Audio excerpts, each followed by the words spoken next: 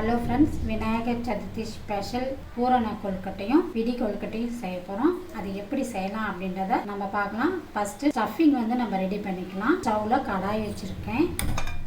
On பண்ணிவிட்டு 1/4 cup அளவுக்கு கடலை எடுத்து வச்சுருக்கேன். நிலக்கடலை ஒரு மணம் வர வரைக்கும் நல்லா வறுத்து எடுத்துக்கோங்க. கடலை நல்லா வறுபட்டுருச்சு. இதை ஒரு தட்டுக்கு நம்ம இதை நல்லா ஆற வச்சு நம்ம இந்த தோலெல்லாம் உடச்சி எடுத்துகிட்டு வந்துடலாம். நம்ம கடலை வறுத்த அதே பேன்லேயே நம்ம எள்ளு 1/4 கப் அளவுக்கு எடுத்துருக்கோம். அதுவுமே நல்லா வறுத்து எடுத்துக்கலாம். நீங்கள் கருப்பு எள்ளு வெள்ளை எள்ளு எது வேணால் எடுத்துக்கலாம். எள்ளெல்லாம் நல்லா பார்த்தீங்கன்னா உறிஞ்சி வரட்டும், நல்லா வெடித்து வரும் பாருங்கள். அந்த டைமில் நம்ம எடுத்துக்கலாம். எள்ளுமே நல்லா வறுபட்டுருச்சு. இதுவுமே ஒரு தட்டுக்கு மாற்றிக்குவோம். ரெண்டுமே ஆறி வரட்டும்.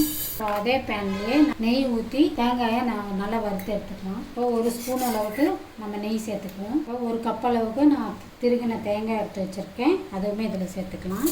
தேங்காய் அந்த ஈரப்பதம் போகிற வரைக்கும் நல்லா வறுத்து எடுத்துக்குவோம்.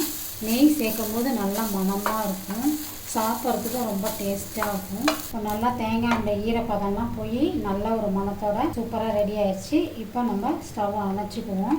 இப்போ நம்ம வறுத்து வச்ச இந்த ரெண்டுமே நம்ம இப்போ கொரகொரப்பான பதத்துக்கு நம்ம அரைச்சி எடுத்துகிட்டு வந்துடலாம்.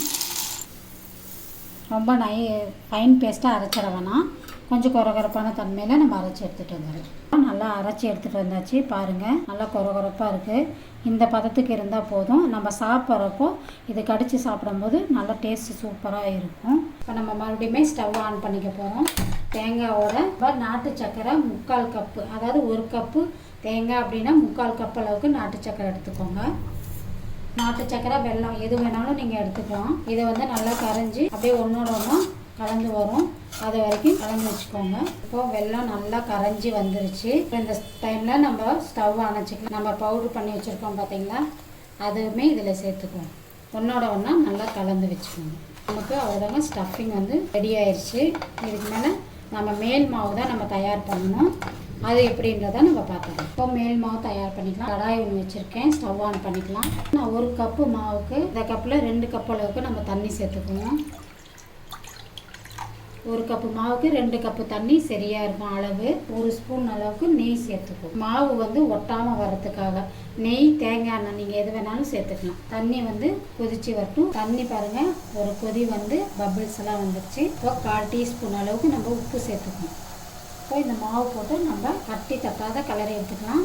இந்த டைமில் அடுப்பை நல்லா ஃபுல்லாகவே லோவில் வச்சுருங்க. ஒவ்வொரு மாவு பொறுத்து தண்ணி இழுக்கும். அதுக்கு தகுந்த மாதிரி நீங்கள் தண்ணி சேர்த்துக்கோங்க. நம்ம இப்படி செய்யும்போது நமக்கு கொழுக்கட்டை மாவு பார்த்திங்கன்னா வெடிப்பு இல்லாத ரொம்ப சூப்பராக அருமையாக வரும். இந்த மாவு நமக்கு கரெக்டான பதத்தில் நல்லா வெந்து வந்துருச்சு. நான் ஸ்டவ்வை பார்த்திங்கன்னா அணைச்சிட்டேன். இப்போ இது பார்த்திங்கன்னா ஆற நமக்கு கரெக்டான அந்த பதத்துக்கு கரெக்டாக வந்துடும். இப்போ நம்ம பிடி கொழுக்கட்டைக்கு நம்ம ரெடி பண்ணிக்கலாம். ஃபஸ்ட்டு நான் 3/4 கப் அளவுக்கு நான் வெல்லம் எடுத்திருக்கேன். ஃபஸ்ட்டு இதில் சேர்த்துக்குவோம். நம்ம எடுத்த அதே கப் அளவில் 1/2 கப் அளவுக்கு தண்ணி சேர்த்துக்கலாம். ஸ்டவ் ஆன் பண்ணிக்க போகிறேன். வெல்லம் பார்த்திங்கன்னா கரைஞ்சால் மட்டும் போதும். வெல்லம் பாகு வரணும்னு அவசியம் இல்லை. வெல்லம் கரையிட்டும். இப்போ வெல்லம் கரைஞ்சி வந்துடுச்சு. இப்போ ஸ்டவ் அணைச்சிக்கலாம். இப்போ இதை வேறு பக்கம் எடுத்து வச்சுட்டு இப்போ கடாயை வச்சுக்கிறேன். ஸ்டவ் ஆன் பண்ணிக்குவோம். 1 ஸ்பூன் அளவுக்கு நெய் சேர்த்துக்கலாம். தேங்காய் இந்த மாதிரி சின்ன சின்னதாக பீஸாக கட் பண்ணி வச்சுருக்கேன். இப்போ இந்த நெய்யிலே நம்ம நல்லா வறுத்துக்கலாம். தேங்காய் ரொம்ப நேரம் மாறணும்னு அவசியம், ஓரளவு நேரம் மாறினா போதும். தேங்காய் வறுபட்டுருச்சு. இது கூடவே நம்ம இந்த எள்ளுமே சேர்த்துக்கலாம். ஆல்ரெடி இந்த எள்ளு பார்த்திங்கன்னா நான் வறுத்துட்டேன். வெள்ளத்தை கரைச்சி வச்சோம் இல்லைங்களா, அது இதில் சேர்த்துக்கலாம். நான் ஸ்டவ்வை அணைச்சிட்டேன்.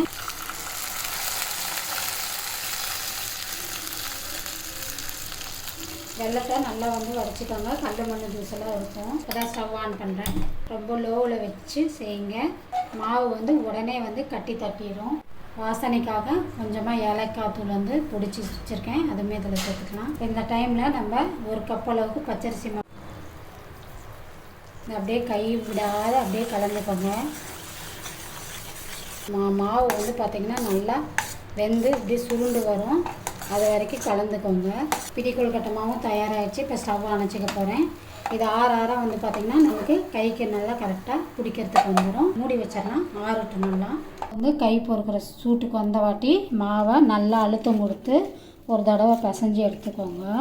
இப்போ மாவு இந்த பதத்துக்கு நம்ம பிசைஞ்சு எடுத்தாச்சு. கொழுக்கட்டை செய்யறதுக்கு ஸ்டார்ட் பண்ணிடலாம். இப்போ இதுலேருந்து நம்ம கொஞ்சமாக மாவு எடுத்துக்கலாம். உங்களுக்கு எந்த சைஸ் வேணுமோ அந்த சைஸ் எடுத்துக்கோங்க. நல்லா உருண்டை பிடிச்சி இந்த மாதிரி ஒரு ஷீட்டில் கொஞ்சமாக நெய் தடவிக்கோங்க. அதான் நமக்கு வந்து ஒட்டாமல் வரும். ஃப்ளாட்டான பாத்திரமாக ஏதாச்சும் இருந்துச்சு அப்படின்னா நம்ம ஃப்ரெஷ் பண்ணி எடுத்துக்கலாம். இது போல் ஃப்ளாட்டாக ஒரு பாத்திரம் எடுத்துக்கோங்க. எல்லாம் வந்து ஃப்ரெஷ் பண்ணிட்டீங்க அப்படின்னா நம்ம ஸ்டஃபிங்கை வச்சிடலாம். நடுவில் வச்சுக்கோங்க. சென்டராக ஃபோல்ட் பண்ணிக்கலாம். ஸ்டஃபிங் வந்து வெளியில் வராத நம்ம ஃபோல்ட் பண்ணிக்கலாம். இப்போ இருந்தாலும் நீங்கள் வந்து அந்த எட்ஜஸில் நீங்கள் ஃபஸ்ட்டு நல்லா அந்த அழுத்தம் கொடுத்துட்டீங்க அப்படின்னா நமக்கு வந்து அந்த ஃபில்லிங் வந்து நமக்கு வந்து வெளியில் வராது. பாருங்கள், இது போல் எல்லாமே நம்ம ரெடி பண்ணி வச்சுக்கலாம். நம்ம கொழுக்கட்டையெல்லாம் எல்லாம் ரெடி பண்ணி வச்சாச்சு. இதனுடைய மோல்டு வந்து பார்த்தீங்கன்னா இதுதான். மோல்டினுடைய ஹோல்ஸ் வந்து பார்த்தீங்கன்னா ரொம்ப சின்னது தான். அதனால தான் நான் எங்கள் பாப்பா வச்சு இதை நான் ரெடி பண்ணினேன். நீங்கள் வந்து இது போல் வச்சு வாங்கினீங்க அப்படின்னு கொஞ்சம் பெருசாக வந்து ஹோல்ஸ் இருக்கிற மாதிரி பார்த்து வாங்கிக்கோங்க. ரொம்ப ஈஸியாக இருக்கும். பிடி கொழுக்கட்டை மாவு வந்து பார்த்திங்கன்னா கரெக்டான பதத்தில் நம்ம வந்து அந்த மாவு பிசைகிற மாதிரியே ஒரு தடவை நல்லா வந்து ஃப்ரெஷ் பண்ணி பிசைஞ்சு வச்சாச்சு. இப்போ இது கொஞ்சமாக மாவு எடுத்து உங்களுக்கு எந்த சைஸ் வேணுமோ அந்த சைஸில் நீங்கள் வந்து பிடிச்சி எடுத்துக்கோங்க. அவ்வளோதாங்க. இப்போ பார்த்தீங்கன்னா நம்ம விரலில் வந்து கொஞ்சமாக அப்படியே பதியாக போல் நம்ம இது போல் பிடிச்சி வச்சுக்கிட்டோம் அப்படின்னா நமக்கு வந்து பிடி கொழுக்கட்டை ரெடி ஆயிரும்.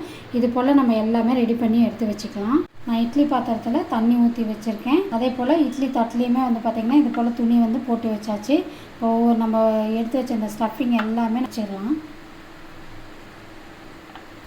இப்போ தண்ணி வந்து பார்த்திங்கன்னா நல்லா கொதிச்சு வந்துருச்சு. இப்போ நம்ம ரெடி பண்ணி வச்ச இந்த கொழுக்கட்டை எல்லாமே அப்படியே உள்ளே வச்சு நம்ம ஸ்டீமில் வேக வச்சு எடுத்துக்கலாம். இது வேகத்துக்கு வந்து பார்த்திங்கன்னா மினிமம் ஒரு 10 நிமிஷத்துலேருந்து 15 நிமிஷத்துக்குள்ளே தான் ஆகும். மூடி போட்டு மூடி வச்சிடலாம். இப்போ வெந்துருச்சான்னு பார்த்துடலாம். பார்த்திங்கன்னா சூப்பராக நம்ம கொழுக்கட்டை வெந்துருச்சு. இது கொஞ்ச நேரம் ஆறட்டும். நம்ம ஸ்டவ்வை அணைச்சிடலாம். இப்போ இதுவுமே வந்து பார்த்திங்கன்னா ரெடி ஆயிடுச்சு. இப்போ நீங்கள் எடுக்கிறீங்க அப்படின்னா ஏதாவது துணி பிடிப்பீங்க, இது போல் ஏதாவது இடுக்கி இருந்துச்சு அப்படின்னா நீங்கள் இது போல் எடுத்துக்கலாம். நமக்கு வந்து கையில் அந்த சூடு படாத இருக்கும். அவ்வளோதாங்க. விநாயகர் சதுர்த்தி ஸ்பெஷல் கொழுக்கட்டை, பூர்ண கொழுக்கட்டை, பிடி கொழுக்கட்டை ரெண்டுமே தயாராகிடுச்சு.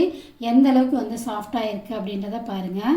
ஒரு நாள் ஃபுல்லாக பார்த்தீங்கன்னா இது போல் சாஃப்டாக அந்த ஸ்டஃபிங் பாருங்கள் எந்த அளவுக்கு நல்லா சூப்பராக இருக்குது அப்படின்னு சொல்லிட்டு. நீங்கள் இது போல் மாவு வந்து தண்ணி கொதிக்க வச்சு செய்யும் போது நல்லா அந்த கொழுக்கட்டை வந்து நல்லா சாஃப்டாகவே கிடைக்கும். இந்த பிடி கொழுக்கட்டையுமே பாருங்கள் எந்த அளவுக்கு வந்து சாஃப்டாக இருக்குது அப்படின்னு. இது போல் சாஃப்டாக இருந்துச்சு அப்படின்னா நம்ம எத்தனை சாப்பிட்டாலுமே நமக்கு வந்து உள்ளே போகிறதே தெரியாது. அந்த அளவுக்கு சாஃப்டாக இருக்கும். நீங்கள் கோயிலுங்களுக்கு இந்த மாதிரி நீங்கள் வந்து கொண்டு போகும்போது இந்த சாஃப்ட்னஸ் எப்போவுமே இருந்துக்கிட்டே இருக்கும். நீங்களும் இது போல் செஞ்சு பார்த்துட்டு மற்றவங்களுக்கும் ஷேர் பண்ணி விடுங்க நம்ம வீடியோவை. தேங்க்யூ.